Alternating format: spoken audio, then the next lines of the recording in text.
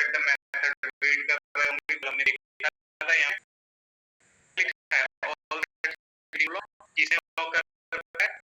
जब तक ये इस रिसोर्स को रिलीज नहीं कर देता, इस ब्लॉक को रिलीज नहीं कर देता, तब तक इनमें से कोई एंट्री नहीं ले सकता।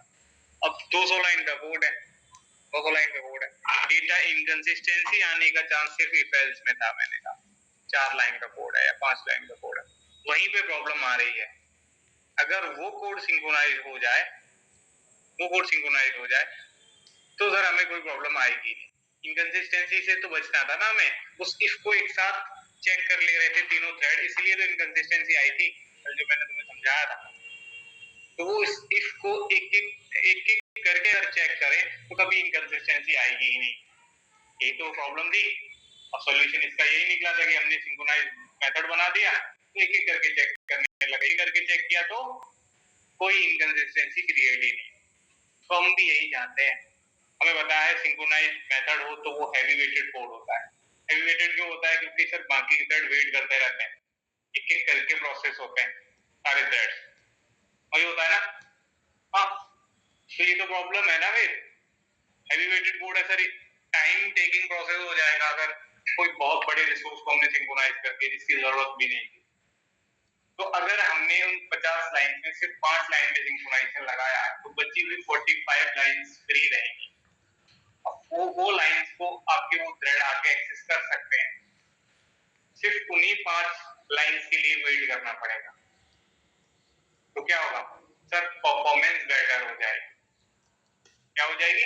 परफॉर्मेंस बेटर हो जाएगी। वो जो थ्रेड वेट करते थे 50 लाइन के लिए, अब वो सिर्फ 5 लाइन के लिए वेट करते हैं, बाकी लाइंस को वो अपना चला लेते हैं, उनके लिए उन्हें वेट करने की जरूरत नहीं। तो बस एक छोटा सा कॉन्सेप्ट है कि परफॉर्मेंस बेटर करने के लिए हम ले आए सिंक्रोनाइज ब्लॉक। दूसरा एक और सबसे इंपॉर्टेंट बात, when a thread in if we put all the codes of the method in the synchronized block, it will work same as the synchronized method. अगर सादा ही कोड तुमने सिंक्रोनाइज ब्लॉक के अंदर डाल दिया तो ये मेथड की तरह काम करेगा। वो तुम्हारा कॉल है, सारा डालो या कुछ पर्टिकुलर लाइंस को डालकर देखें। इसी एग्जांपल को सर सिंक्रोनाइज ब्लॉक बनता कैसे वो बता दो। तो कुछ नहीं करना होता भाई, सिर्फ सिंक्रोनाइज कीवर्ड लिखना होता है, ब्रैकेट्स लगाने होते हैं। जो भी बंदा कॉल करने आएगा, जो भी ऑब्जेक्ट इसे कॉल करने आएगा, उस ऑब्जेक्ट का रेफरेंस हमें पता है हमेशा दिस के पास होता है, तो हम दिस लगाएंगे यहाँ पे और एक ओपनिंग एक क्लोजिंग कर ली, वैसे बन गया सिंक्रोनाइज ब्लॉक। जो भी कोड तुमको सिंक्रोनाइज बनाना है उस कोड को उठाओ और बीच में लाके यहाँ पेस्ट कर दो। अब ये सारा कोड क्या हो गया? सिंक्रोनाइज। इसके नीचे आप 50 लाइन का और कोड लिख दो, वो सारा कोड नॉन सिंक्रोनाइज ही होगा। अगर ये इफ एल्स प्रॉपर चेक कर रहे हैं, 1 बाय 1 चेक कर रहे हैं, तो इनकंसिस्टेंसी कभी आएगी नहीं, तो हमारी वो प्रॉब्लम भी सॉल्व हो जाएगी। अभी भी अगर मैं इस प्रोग्राम को रन करता रहूं तो कोई इनकंसिस्टेंसी नहीं आने वाली। हाउसफुल बोलेगा, 100 बुक हुई, 50 के लिए हाउसफुल। चलाते रहो इसको कितनी भी बार, अभी भी वो सेम ही काम करेगा, क्योंकि हमने सुना था सारा कोड डाल दोगे तो वो सिंक्रोनाइज मेथड की तरह ही वर्क कर रहा है। देख पा रहे हो? बहुत अच्छे। सो कुछ नहीं, सिंक्रोनाइज मेथड और ब्लॉक में माइनर सा डिफरेंस है। कितना डिफरेंस निकला? कुछ नहीं सर, ये लाइंस पे लग जाता है, किसी भी पर्टिकुलर लाइन पे लगा सकते हो, और अगर हमने मेथड लेवल पे लगाया तो पूरा मेथड ही सिंक्रोनाइज हो जाता है। इसके बाद वाला जो है वो स्टैटिक सिंक्रोनाइजेशन। स्टैटिक सिंक्रोनाइजेशन में ये भी एक सिंक्रोनाइज ब्लॉक ही होता है, बट ये स्टैटिक होता है। तो स्टैटिक वाले में क्या होता है, जो भी रेफरेंस होगा ना वो क्लास लेवल पे होगा, इसमें ऑब्जेक्ट लेवल पे था। इतना ही तो डिफरेंस होता है स्टैटिक नॉन स्टैटिक में। तो जिसे स्टैटिक नॉन स्टैटिक वेरिएबल भी क्लियर है ना, तो उसे ये बात अपने आप क्लियर हो जाएगी। ठीक, आपने क्या किया था,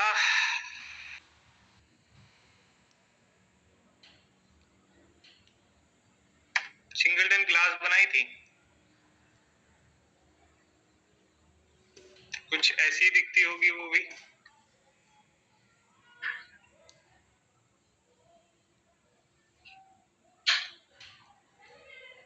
करती है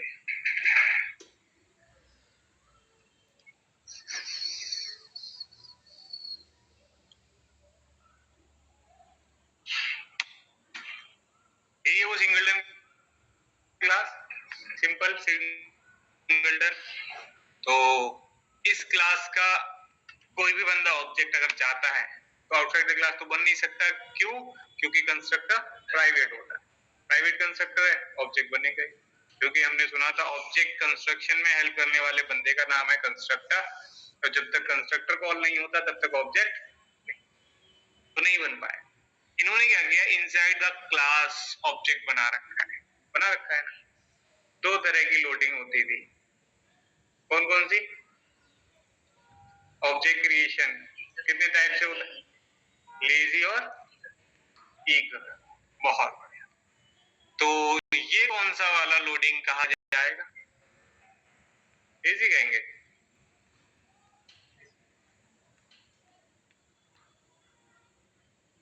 सिंगुलर में लेजी होता है, ईगर नहीं था।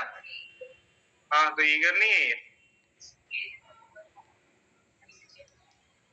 हाँ तो मैं वही तो पूछ रहा हूँ, ये ईगर है या लेजी है? ये लेजी है। अंकित तेज बोलो थोड़ा, मुझे सुनाई दे। आइडिया ही नहीं है। जियो यूज करो, बढ़िया नेटवर्क आता है। हाँ भाई कमलेश, ये ईगर हो गया, ईगर बंदा आना पड़ा। हाँ भाई भावेश, लेजी है ये? ठीक से देख लो फिर बता दो। बहुत बढ़िया, बहुत अच्छा पढ़ते हो तुम लोग। जबकि मैं मैसेज डालता हूँ कल कि भाई सिंगलटन पढ़ के आ जाना, पढ़ के नहीं रिवाइज करके। भावेश लेजी होगा? क्यों भाई लेजी क्यों हो जाएगा? साक्षी वर्मा ईगर है, लेजी कौन सा होता है? कंडीशन नहीं चेक करेंगे तो जितनी बार गेट इंस्टेंस फॉलो होगी पर नया ऑब्जेक्ट बन जाएगा ना, तो ये सिंगलटन ही नहीं रहेगा। ये भी तो प्रॉब्लम है। कौन सा होता है फिर? कौन सा बता रहे हो? ये कौन सा है तुम्हारे साथ?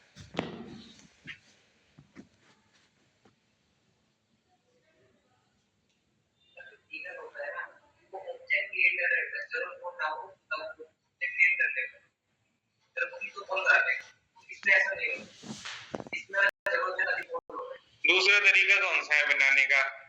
बताओ मुझे, क्या करूं मैं कि दोनों हो जाए? अगर ये ईगर है तो लेजी कैसे बनेगा, अगर ये लेजी है तो ईगर कैसे बनेगा, वो बता दो।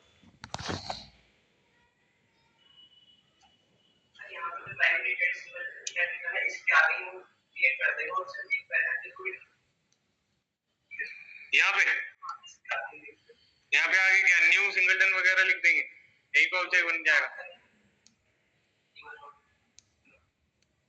तो तुम ये कह रहा कि मैं इसको वहां लिख दूं, या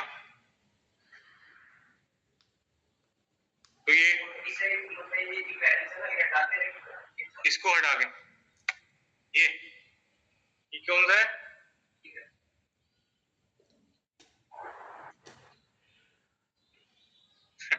वगैरह सही और हाँ बात ईगर का, ईगर मतलब ईगरली ऑब्जेक्ट अगर बना रहे हैं तो क्या मतलब होता है, उसका ऑब्जेक्ट कब बनता है? ईगर वाला ऑब्जेक्ट कब बनेगा? कंपाइल लाइन पे ईगरली अगर ऑब्जेक्ट बना रहे हैं तो कब ऑब्जेक्ट बन जाएगा? मेमोरी एलोकेशन कब होगा उसका?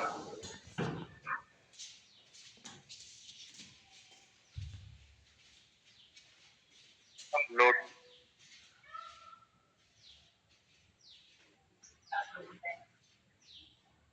क्लास लोडिंग टाइम पे हो जाएगा।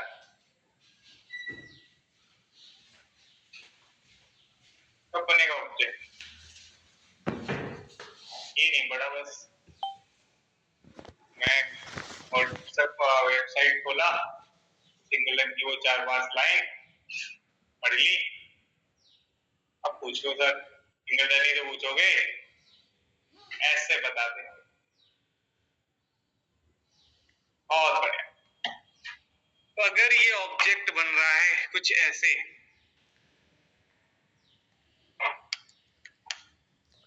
ऐसे, तो ये जो वेरिएबल है वो स्टैटिक टाइप का है। इसके अंदर जो ऑब्जेक्ट रखा गया है न्यू के थ्रू, वो क्या करेगा, हीप में एलोकेशन कर देगा। बट ये जो भी क्लास के अंदर का कोड होता है, क्लास लेवल का कोड होता है, वो मैंने बताया था ईगर लोडिंग मतलब क्लास लोडिंग टाइम पे ऑब्जेक्ट क्रिएट करके रख लेगा। जब ऐसे ही क्लास मेमोरी में लोड हो रही होगी ऑब्जेक्ट बन जाएगा, कंपाइल टाइम पे तो नहीं।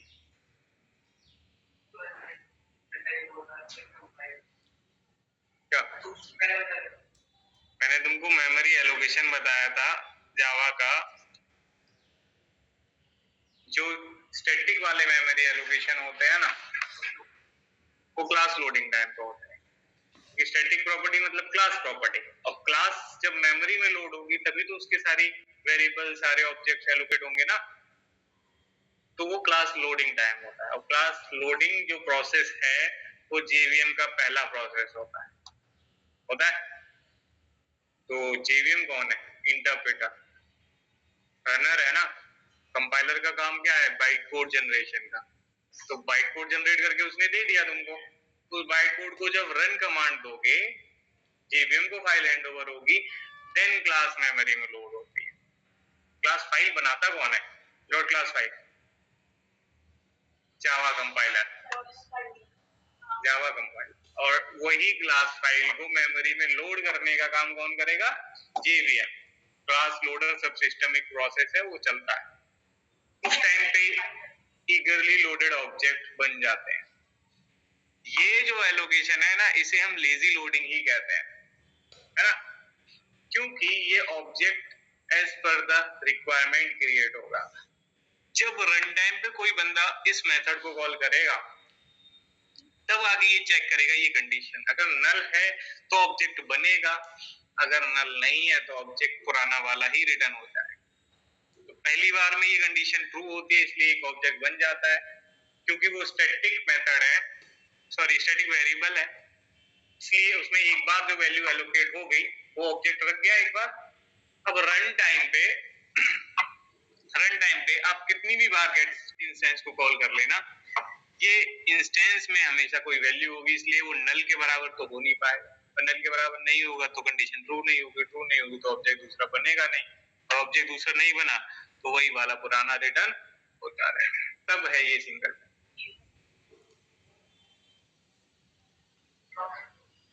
ये तो मैंने तुम्हें लिखकर दिखाया है ना, इसको मैं हटा दूंगा।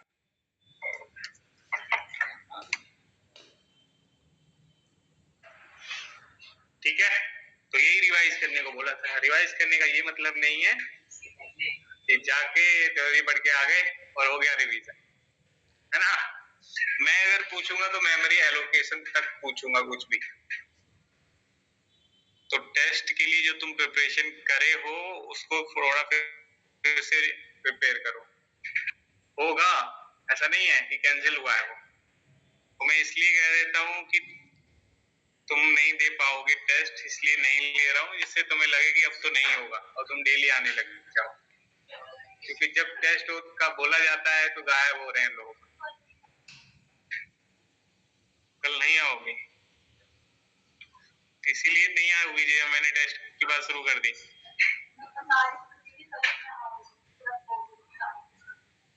कह देंगे।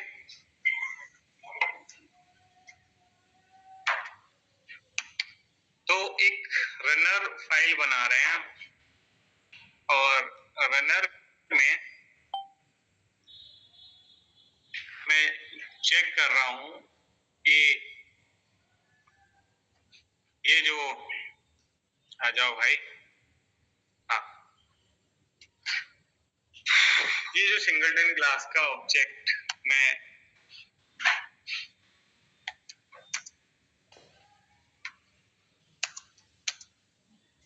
क्या नाम है क्लास का? सिंगलटन ही है ना।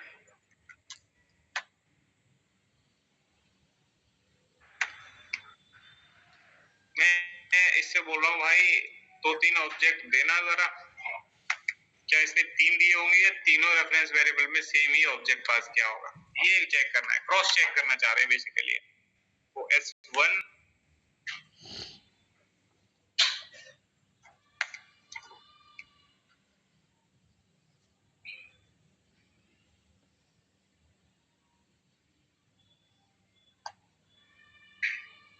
सेम ही ऑब्जेक्ट है, इट मींस ये तो सिंगलटन ही है सर। कितनी भी बार तुम कॉल कर लेना सिंगलटन गेट इंस्टेंस को, वो सेम ही ऑब्जेक्ट देगा। तो सिंगलटन क्लास अभी बिल्कुल सही काम कर रही है, क्योंकि ये जो गेट इंस्टेंस मेथड है ना, ये तुम मेन के लिए कॉल कर रहे हो। इट मींस एक ही स्टैक के अंदर कॉल्स लग रही हैं, 1 बाय 1 कॉल हो रहा है।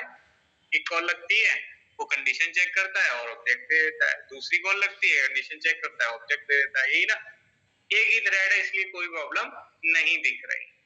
बट यही सिंगलटन वाला जो प्रोग्राम है तुम्हारा, वो आगे चल के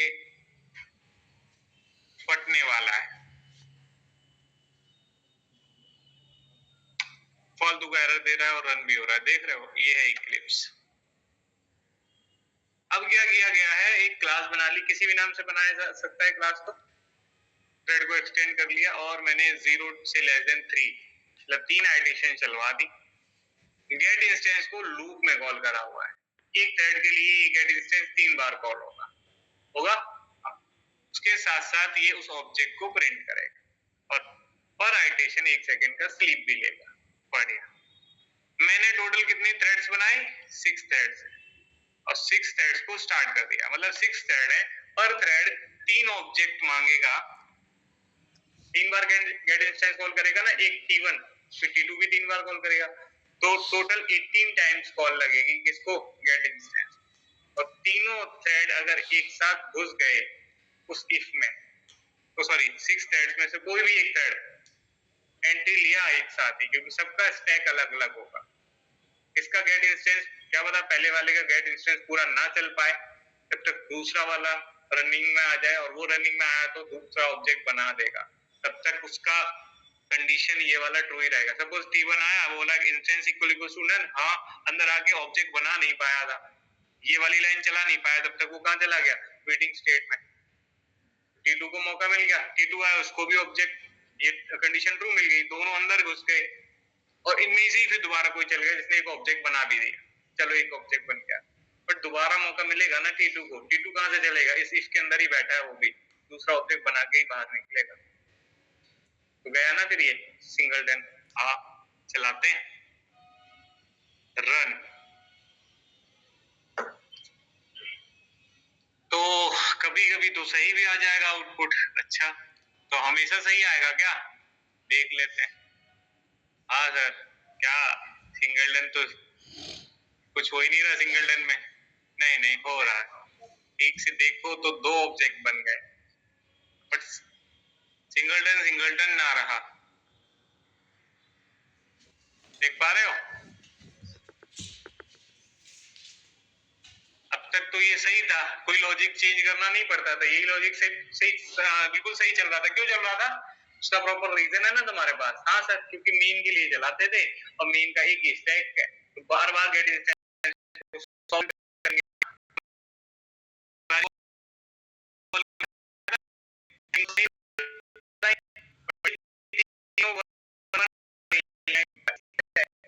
या 6 स्टैक्स होंगे,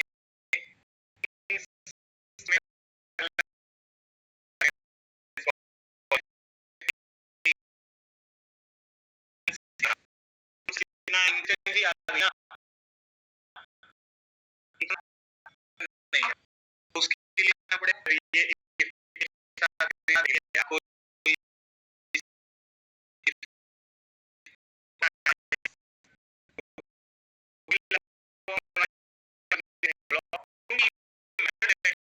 इसलिए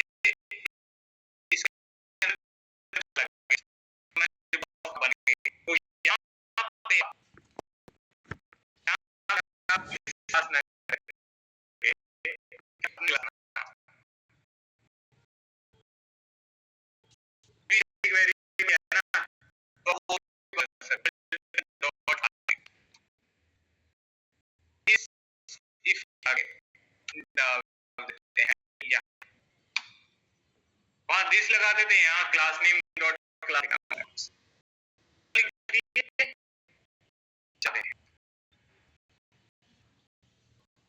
अब देख कंसिस्टेंसी आई है या नहीं, वो आगे कर दिया। एक बार भी ऐसा लग रहा है तुम्हें कि दो ऑब्जेक्ट बन गए हो ही नहीं सकता, कि हमें भरोसा है उस सिंक्रोनाइज्ड ब्लॉक पे। कितनी बार भी अब चलाते रहना उसको, वो दूसरा ऑब्जेक्ट बनने ही नहीं दे, ठीक। बट इसमें भी एक प्रॉब्लम है सर, इसमें भी प्रॉब्लम। हाँ, क्या प्रॉब्लम है?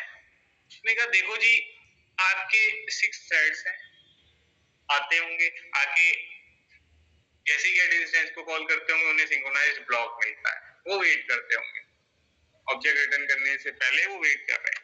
वो कह रहे हैं भैया जैसे ही एक बंदा बाहर निकलेगा, T1 बाहर निकले, तभी हम घुसे अंदर। और अगर T1 पहले ले, हमें पता है सिंक्रोनाइज्ड अगर ब्लॉक लगा है तो एक एक करके ही जाएगा बंदा, पहला एंट्री लेगा तो वो उसके लिए कंडीशन हमेशा ट्रू रहेगी, कंडीशन ट्रू रहेगी तो वो ऑब्जेक्ट भी बनाएगा, ऑब्जेक्ट बना के वो रिटर्न भी कर देगा, ये होना है। बट T2 के लिए अगर बात करें, वो जब उसको लॉक मिलेगा, वो अंदर आए भी, तब तक तो ऑब्जेक्ट बन चुका होगा ना, उसके लिए ये कंडीशन तो हमेशा फॉल्स ही रहेगी। T3, T4, T5, T6, T7 जो भी थ्रेड्स आएंगे, उन सब के लिए ये कंडीशन तो फॉल्स है ना भाई। तो फालतू में जब ये कंडीशन फॉल्स ही रहने वाली है, तो फालतू में तुमने अपने सारे थ्रेड्स को क्यों बाहर इस सिंक्रोनाइज्ड ब्लॉक के बाहर वेट करवाया? इससे क्या हो रहा है? परफॉर्मेंस पे इंपैक्ट पड़ेगा। हाँ सर, क्योंकि सारे जो थ्रेड्स हैं फालतू में वेट कर रहे हैं बाहर। तो इसके लिए हम लगाते हैं डबल चेक लॉक। क्या करेंगे? हम ऊपर भी एक सेम कंडीशन डालेंगे। इससे क्या होगा? पहला थ्रेड आके ऑब्जेक्ट बनाता है, बाहर निकल जाता है। दूसरा थ्रेड अगर आएगा तो उससे पहले ही वो पूछेगा, पहली कंडीशन चेक कर लेगा। अगर instance equal equal to null है तो ही वो सिंक्रोनाइज्ड ब्लॉक की लाइन में लगेगा। सिंक्रोनाइज्ड ब्लॉक की लाइन में लगने का मतलब है सर वेट करना। वेट हम क्यों करें? हम पहले ही यहीं पे पता कर लेते हैं ना, अगर सिंगलटन में नल है तो ब्लॉक इस लाइन में लगो, क्योंकि हाँ हो सकता है फिर हमें मौका मिले तो हम ऑब्जेक्ट बना पाए। लेकिन अगर उसमें नल नहीं है, नल नहीं है, ऑब्जेक्ट होगा, तो ये कंडीशन हो जाएगी फॉल्स। फॉल्स हो जाएगी तो कोई भी थ्रेड तुम्हारा सिंक्रोनाइज वाली लाइन में नहीं लगेगा। क्लियर है?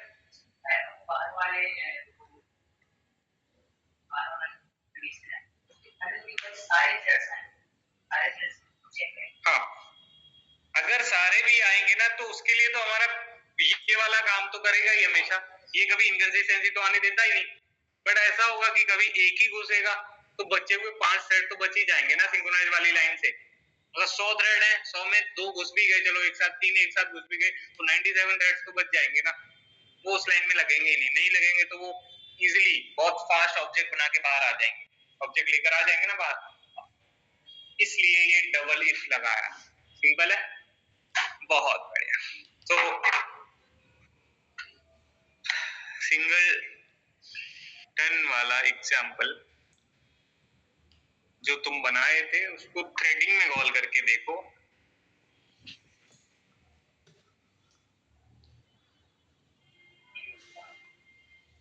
ये है ना,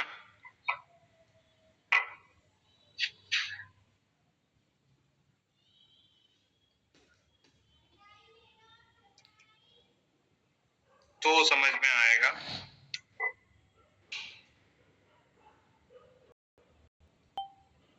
ठीक,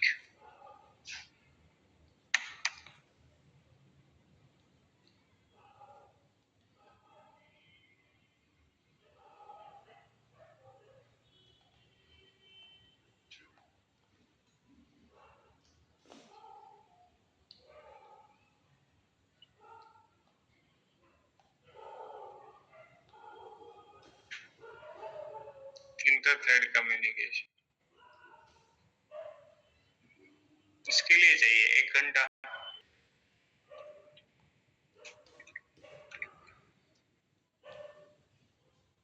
सिंक्रोनाइजेशन का ये पार्ट कवर हुआ है अभी। ये बचा है इंटर थ्रेड कम्युनिकेशन। इसको समझ लेते हैं, इंप्लीमेंट कल करेंगे क्योंकि इसके लिए बड़ा एग्जाम्पल क्रिएट करना पड़ेगा। बड़ा एग्जाम्पल क्रिएट नहीं, समझने में बहुत टाइम लग जाता है ना। तो पहले कॉन्सेप्ट समझते हैं फिर तुम्हें बताता हूँ क्या। तो तुम्हारे हिसाब से इन 3 वर्ड्स का क्या मीनिंग होगा, इंटर थ्रेड कम्युनिकेशन?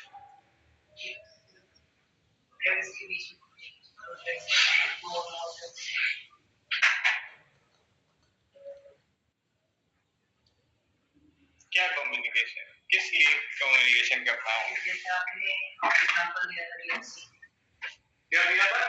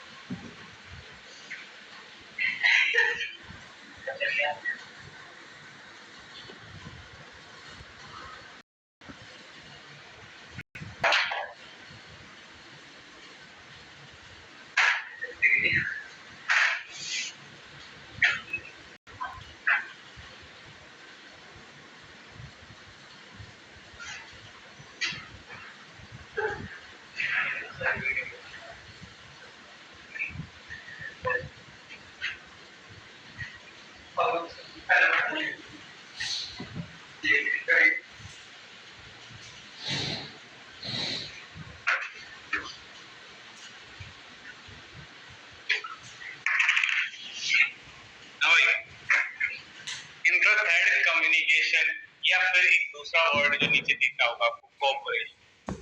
क्या मीनिंग है इस बात का?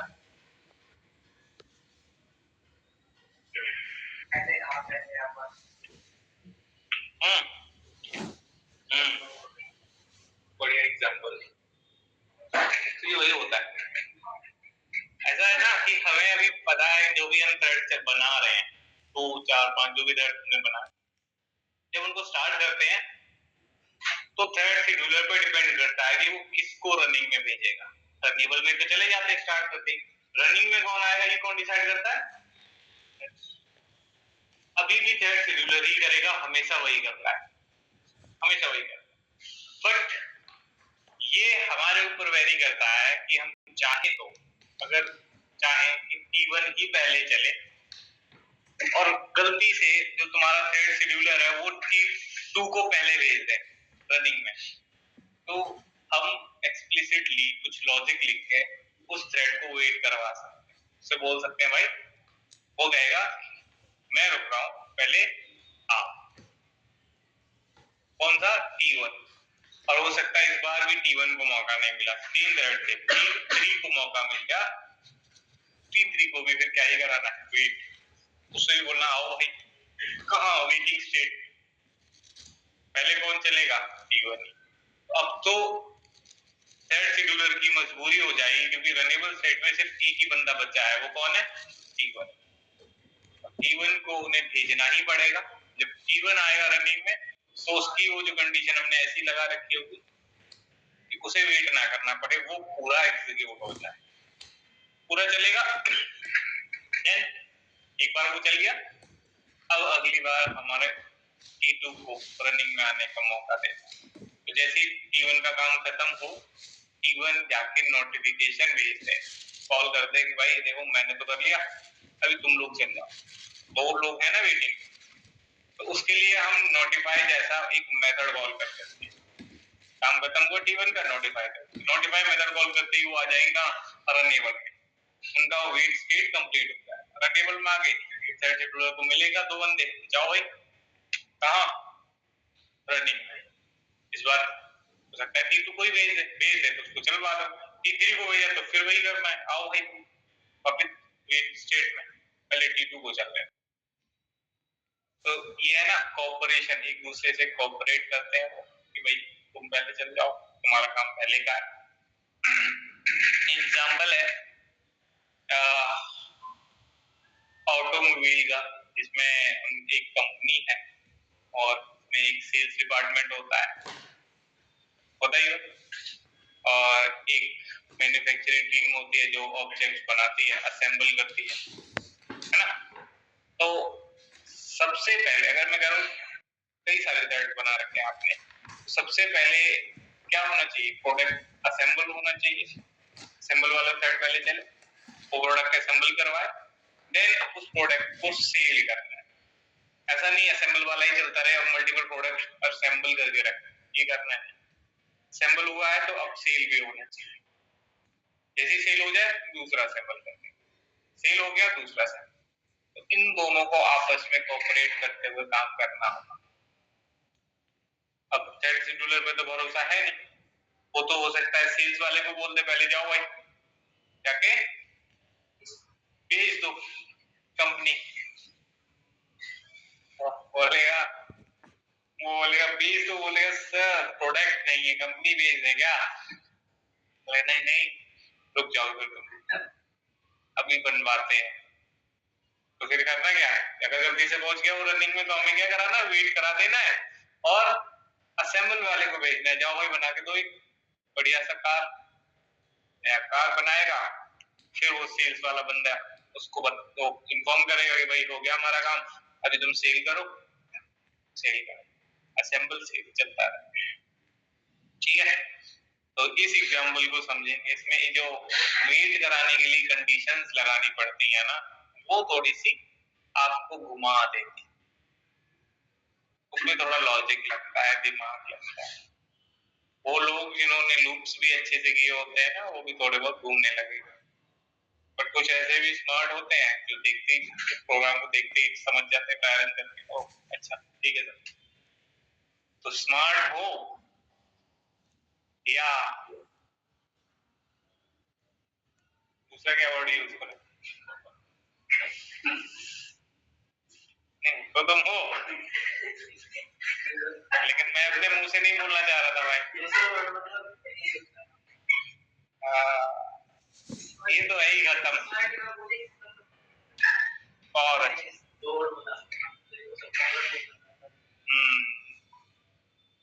जब मैं क्वेश्चन पूछता हूँ तो एक आंसर जब मैं बता दूं, दूसरा आंसर तुमसे नहीं होता, वर्ड तो तुम दूसरा बता देते हो, है ना। बहुत बढ़िया, साक्षी भी पढ़ के आती है, आपको बोल दो सिंगलटन पढ़ लो, वो भी पढ़ लेती है। और जबकि मैंने सिर्फ सिंगलटन पढ़ने बोला है, और अभी अगर मैं टेस्ट लूं तो वो तो पूरा ही लूंगा ना, मैं जितना पढ़ा दिया मल्टी थ्रेडिंग तक, उसमें तो पता नहीं तुम क्या क्या भूल गए हो, है ना, बहुत कुछ। तुम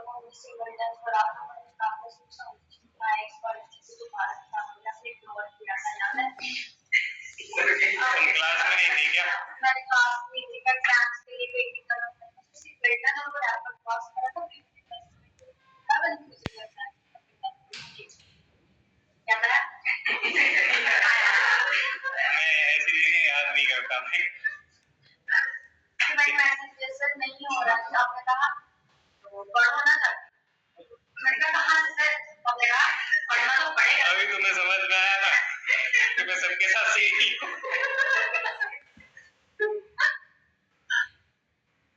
बहुत बढ़िया। नहीं वैसे है, इतना रूड नहीं जैसे इसने बोला, मैं पता नहीं क्या बोल दिया, क्योंकि कैसे तुमने मैसेज पे पूछा था या इधर आके बोला था? मैंने करवाई नहीं, मैंने नहीं करवाई स्कूल बैच में, कितने मैडम ने देखिए सर करवा दो सर समझा दो, कोई बात नहीं, अपनी बेइज्जती करवा रही हूँ सबके साथ। अरे इनके सामने तो समझो,